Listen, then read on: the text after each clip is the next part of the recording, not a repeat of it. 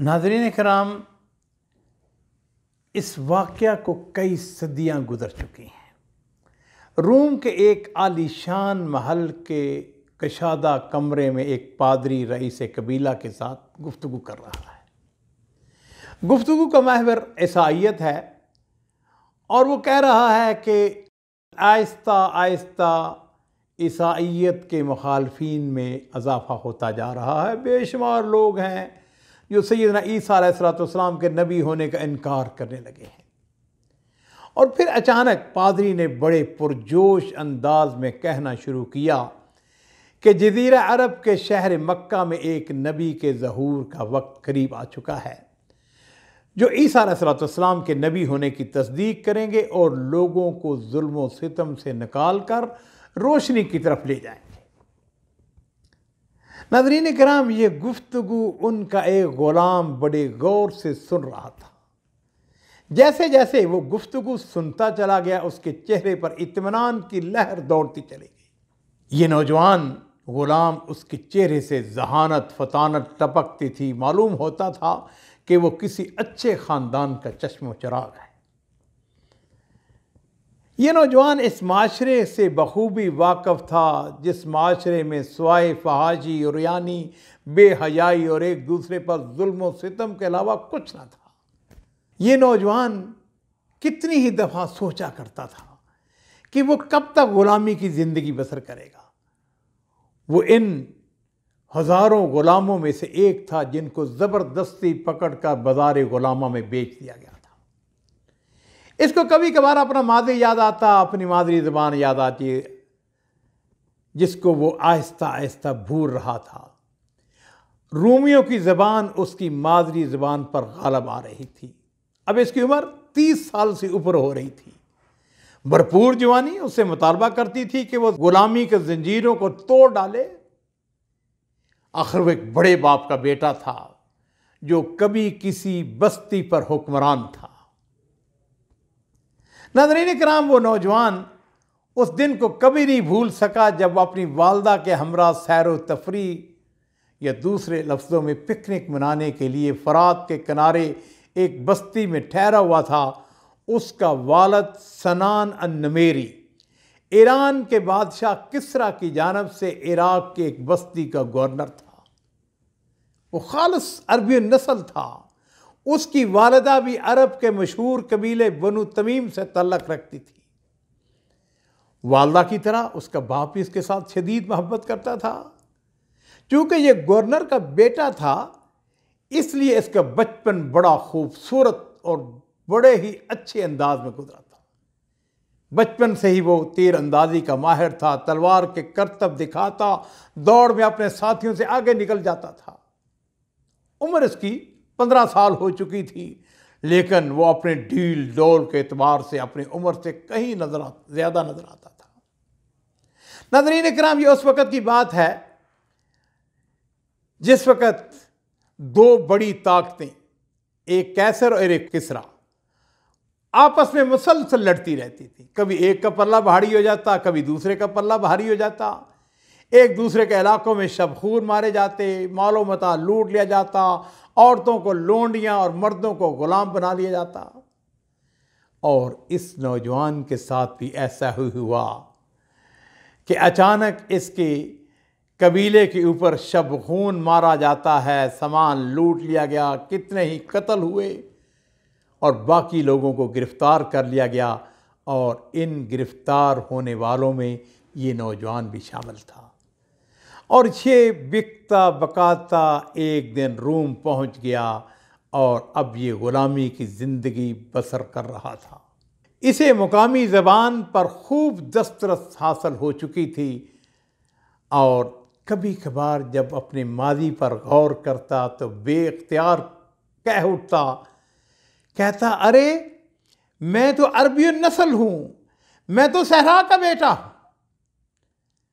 नाज़रीन कराम, मैं जिस नौजवान का तज़किरा कर रहा हूँ, ये मशहूर सहाबी रसूल सैयदना सुहैब रूमी रज़ी अल्लाह ताला अन्हु थे। इनकी कुनियत अबू यहया थी। आम तौर पर हमारे तसव्वुर आता है कि ये रूमी नस्ल थे, नहीं, ऐसा नहीं है, बल्कि बात ये थी कि ये अरबियन नस्ल थे। इन्होंने जिस वक़्त पादरी से अल्लाह के रसूल की आमद की बशारत सुनी तो मक्का मुकरमा की तरफ भागने का मंसूबा बना लेते हैं और चुनांचे एक लंबी जद्दोजहद के बाद वो मक्का पहुंच गए। इनके सर के बाल सुर्ख रंग के थे। रूमी ज़बान भी अरबी ज़बान पर कुछ गालिब आ चुकी थी, लिहाजा मक्के वालों ने उनका नाम सुहैब रूमी रख दिया। मक्का मुकरमा के बड़े सादात, बहुत बड़ा ताजर अब्दुल्ला बिन जुदान, उसकी कफालत में उन्होंने कारोबार शुरू कर दिया। सोने का काम करते थे। जल्द ही उनका शुमार अमीर ताजरों में होने लगा। और नाज़रीन किराम, तजारत अपनी जगह, लेकिन सुहैब रूमी अपने असल मकसद को कभी नहीं भूले। उन्हें नबी करीम सल्लल्लाहु अलैहि वसल्लम की ज़ियारत मकसूद थी। एक दफ़ा एक लंबे तजारती सफ़र पर गए। जब सफ़र से वापस आए तो लोगों ने उनको बताया कि मक्का मुकरमा के अंदर मोहम्मद बिन अब्दुल्ला सल्लल्लाहु अलैहि वसल्लम ने नबुव्वत का दावा किया है और वो लोगों को मकारिम अखलाक का दर्स देते हैं। कहने लगे, वे वही मोहम्मद जो सादिक और अमीन है? लोगों ने कहा कि हाँ वही है। और फिर अजीज़ो, ऐसा होता है कि वो एक दिन दार अरकम में पहुंच जाते हैं। नबी करीम सल्लल्लाहु अलैहि वसल्लम उनके दस्ते मुबारक पर इस्लाम कबूल कर लेते हैं। ये वह दौर था कि जिस दौर में जिस शख्स का कोई ताकतवर कबीला ना होता था, जो गुलाम होता था, कमज़ोर होता था, उसको खूब मारा जाता था, तंग किया जाता था। नाज़रीन किराम, सुहैब रूमी रज़ी अल्लाह ताला अन्हु ने भी इसका खूब वाफर हिस्सा पाया। इनके ऊपर भी जुल्म किया गया, इनको भी सताया गया। नाज़रीन किराम, नबी करीम सल्लल्लाहु अलैहि वसल्लम, मेरे माँ बाप कुर्बान हों, आपने सहाबा कराम को पहले हबशा की तरफ और फिर उसके बाद मदीना शरीफ की तरफ हिजरत की इजाज़त दे दी। हज़रत सुहैब रूमी रज़ी अल्लाह ताला का कबीला तो नहीं था, लेकिन अल्लाह ताला ने उनको खूब माल दिया हुआ था। मुशरिकीन ने उन पर पहरेदार मुकर्रर कर दिए कि कहीं ये हिजरत न कर जाएं। उधर उन्होंने जो माल कमाया हुआ था उसको सोने और चांदी की सूरत में जमा करके अपने घर के कोने में दफन कर दिया। और फिर एक सर्द रात को उन्होंने अपनी तीर कमान संभाली, तलवार गले में लटकाई। मक्के वालों ने उनके ऊपर पहरेदार मुकर्रर कर दिए हुए थे कि कहीं भाग कर चले न जाएं। उन्होंने पहरेदारों को चकमा दिया और मदीने की राह पर चल दिए। पहरेदारों को जब एहसास हुआ कि सुहैब निकल चुके हैं तो फौरन पीछा करते हैं। इतने में सुबह नमूदार हो चुकी थी।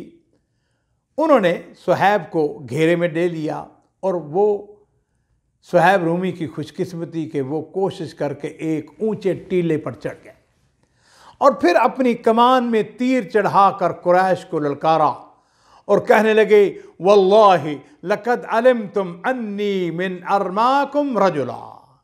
कहने लगे, अल्लाह की कसम, तुम सबको खूब मालूम है कि मैं तुम सबसे ज़्यादा माहिर तीर अंदाज हूँ। मेरा निशाना बड़ा दुरुस्त है।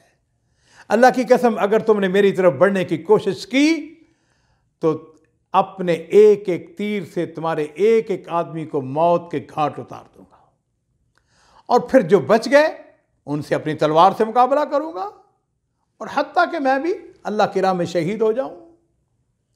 कुरैश में से एक शख्स कहने लगा, सुहैब देखो, ऐसा मुमकिन नहीं है कि तुम अपना माल और जान दोनों सलामती के साथ मदीने ले जाओ। तुम्हें अपना माजी याद है? तुम जब मक्का में आए थे ना, बिल्कुल फ़कीर थे, मुफलस थे, कल्लाश थे। तुमने यहां सब कुछ कमाया, कारोबार किया, मालदार बन गए। नाज़रीन का नाम, ईमान इसको कहते हैं। सुहैब रूमी ने उनकी गुफ्तगू सुनी, उनको समझ आ गई कि वो क्या चाहते हैं। सौदेबाजी करते हैं, कहते हैं, अच्छा भाई ये बताओ कि अगर मैं तुम्हें अपना माल दे दूं तो मदीने का रास्ता छोड़ दोगे? उन्होंने कहा कि हमें फिर क्या है, हमें तुम्हारे माल से गरज है। सुहैब रूमी रज़ी अल्लाह ताला अन्हो, उन्होंने उनको दफीना वाली जगह बताई। उनको बताया कि मेरे घर के फलां कोने में वो सामान, वो सोना और चांदी दफन है। मक्के वालों ने अपना एक आदमी भेजा, उन्होंने जाके दफीना तलाश कर लिया। जब उनको माल और दौलत मिल गया तो उन्होंने सुहैब रूमी का रास्ता छोड़ दिया।